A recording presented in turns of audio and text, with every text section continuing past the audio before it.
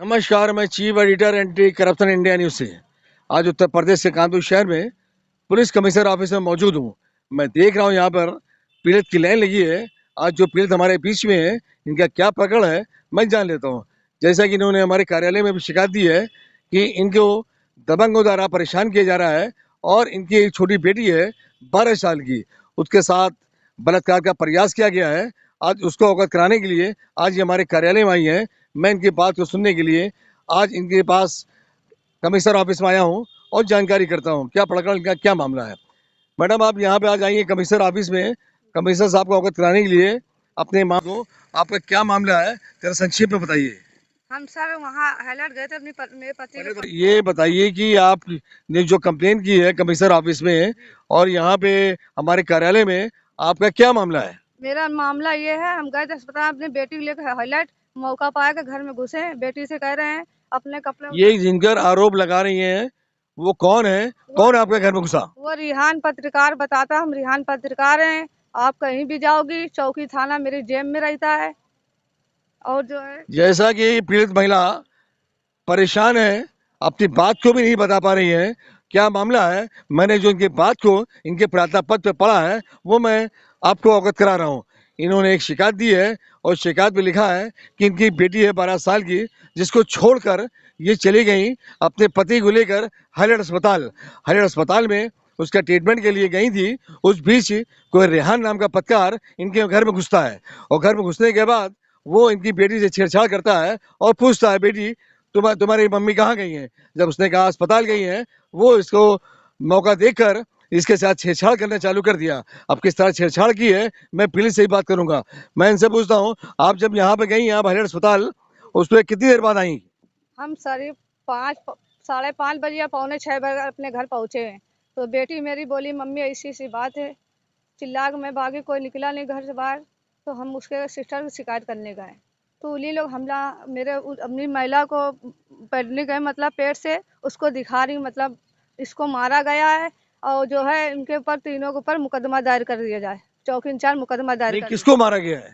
मतलब अपनी बहन को दिखा रहा है, उनकी बहन पेट से है। किसने मारा? किसी ने नहीं मारा सर। आप पर आरोप लगाया जा रहा है कि आप लोगों ने उनकी बहन को मारा। मारा हम झूठा केस बना के आपको परेशान किया जा रहा है। झूठा केस बनाकर सर हमको परेशान करा जा रहा है। जैसा कि इनका कहना है, जिस शख्स ने इनके साथ बलात्कार करने का प्रयास किया इनकी बेटी के साथ, वो शख्स मामले को गुमराह कर कर पुलिस को वो इनके खिलाफ उल्टा एक एप्लीकेशन देकर एफआईआर करवाना चाहता है, जिस तरह ये बता रहे हैं। और इनका कहना है मुकदमा भी इनके खिलाफ पंजीकृत हो चुका है। अब देखना होगा इसमें पुलिस आईओ किस तरह संज्ञान ले रहे हैं और किस तरह इनको इंसाफ दे रहे हैं। अगर मामला इनका सच है, इस मामले में पास को लगना चाहिए, ऐसे दरिंदों को जेल भेजना चाहिए और इनके खिलाफ कार्रवाई, सख्त से सख्त कार्रवाई होनी चाहिए। अब मैं पूछूंगा उस बेटी से जिसके साथ प्रयास किया है बलात्कार करने का इन दरिंदों ने, जो अपने आप को पत्रकार बना रहा है। अब वो पत्रकार है या नहीं है वो जांच का विषय है। और मैं उस बेटी से बात करता हूँ।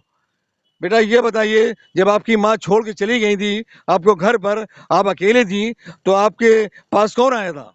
रिहान पत्रकार, जब हम 2 बजे स्कूल से आए तो उन्होंने, अब वो मेरे घर में आप आ गया, उसने पूछा कि तुम्हारी अम्मी कहाँ गई, तो हमने कि अब्बू को लेके हाईलाइट अस्पताल गई हूँ। और उसने दरवाजा बंद कर मेरे गाल पकड़ने लगा और अपने कपड़े उतारने लगा, कहने लगा आओ तुम्हें एक खेल सिखाते। दरवाजा बंद करने लगा, जब हमने चिल्लाया तो वो भाग गया।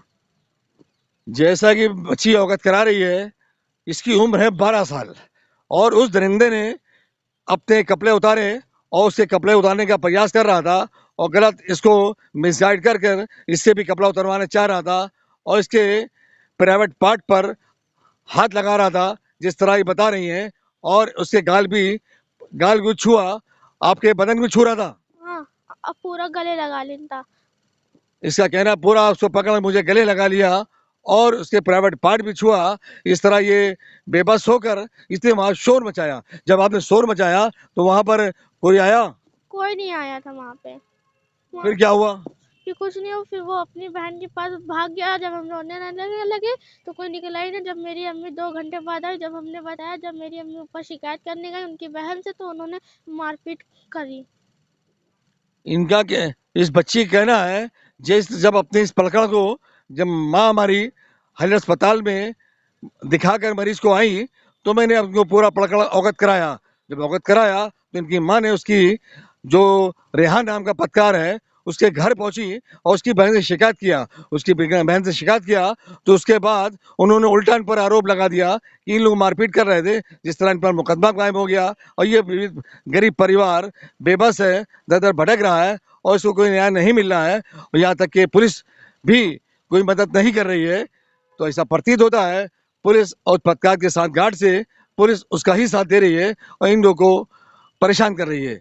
पुलिस आपसे क्या कहती है जब आपके घर आती है? पुलिस कहती है आप झूठ बोली, आप अस्पताल में नहीं थी। हमने कहा सर हम अस्पताल में मेरा पर्चा झूठ बता रहा। कल फोटो आया था चौकी इंचार्ज, तो फोटो कापी उसकी लेके गया है कि मैं जांच करूंगा। हमने बिल्कुल आप सर जांच करिए।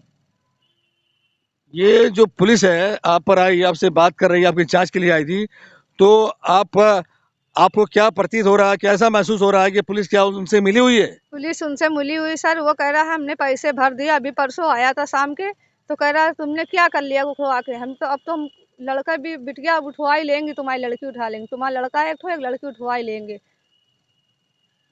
जैसे ही अवगत करा रही है, धमकी दे के गया है कि तुमने मेरा क्या उखाड़ लिया, ना पुलिस कुछ कर पाएगी और मैं एक पत्रकार हूँ, मेरा मेरा कोई कुछ नहीं कर पाएगा, पुलिस हमारे जेब में रहती है।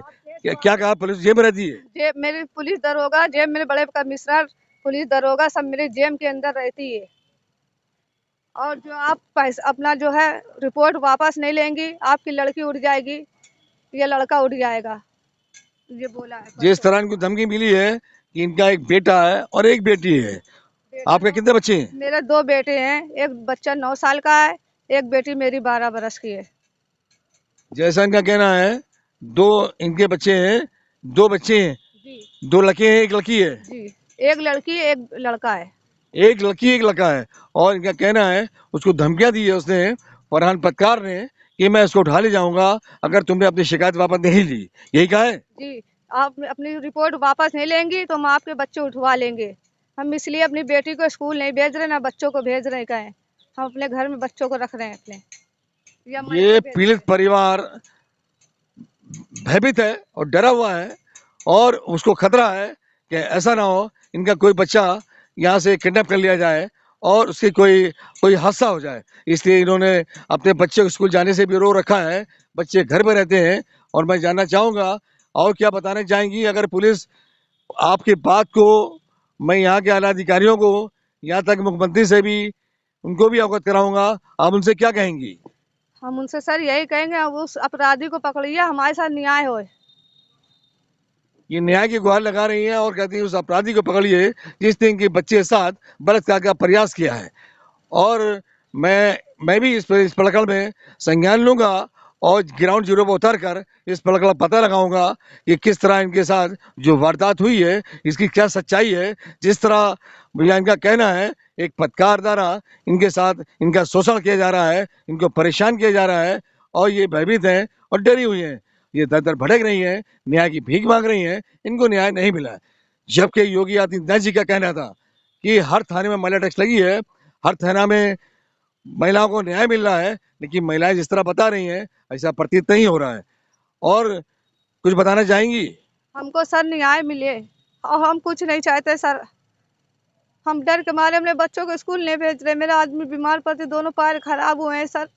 हम किस तरीके फंसे हुए, हमको गुमराह कर धमकी देते, गुंडे आते घर में गाली भरते, केस वापस लीजिए सर। इनको धमकियां दी जा रही है, इनके घर में गुंडे भेजे जा रहे हैं, इनको ये बहुत भयभीत हैं और पुलिस भी सहयोग नहीं कर रही है, इससे और डरे हुए हैं कोई हादसा ना हो जाए। और मैं देख रहा हूँ क्या बता रही हैं? हम अपने बच्चे कहीं अपने मायके में, कहीं और पड़ोस में, दूसरे मोहल्ले में पहुंचा, कहीं जाना होता तो पहुंचाते हैं। घर में बच्चे भी सेफ नहीं रह सकते, सन्नाटा रहता वहाँ पे, इसलिए हम कहीं मायके भेज देते हैं, कहीं भाभी पड़ोस में जहाँ हम जाते हैं। जिस तरह इनका कहना है कि अपने बच्चों की देख रेख कर रही हूँ, लोगों घर में छुपा कर कहीं मुझे जाना पड़ता है और मैं यहाँ के आला अधिकारियों को अवगत कराऊंगा जो संज्ञान लें और इस प्रकरण में जांच कराएं, निष्पक्ष जांच हो और उन दोषियों के खिलाफ कार्रवाई हो। और बेटी तुम ये बताओ, ये जो लड़का जिसको रेहान पत्रकार बता रही हैं आप, जिसने छेड़छाड़ की थी, क्या इससे पहले भी छेड़छाड़ कर चुका है? हाँ, 1-2 बार कर चुका था। जब हम लवड़ डालने जाते थे ऊपर तो उसने दुपट्टा खींच लिया था। जब हमने अम्मी से शिकायत की तो अम्मी से कहता था सॉरी गलती से हो गया है। जिस तरह उसकी दबंगाई देखिए, वो बराबर छेड़छाड़ कर रहा है। उस दिन उसने मौका पाकर पूरा प्रयास किया था इस लड़की को बलात्कार करने का, लेकिन बलात्कार तो नहीं हो पाया। इसके शोर मचाने पर वो भागा। लेकिन अब मैं इसकी जांच करवा कर मैं चाहूंगा दूध का दूध पानी पानी हो और सच्चाई सामने आए। अब अगली अपडेट में किसी नया प्रकरण से अवगत कराएंगे। जब तक ये राष्ट्रीय अंतर्राष्ट्रीय खबरों से बने रहिए एंटी करप्शन इंडिया न्यूज के साथ। मैं chief editor Athar Hussain, anti corruption से, साथ में कैमरामैन सत्येंद्र कुमार। नमस्कार, जय हिंद।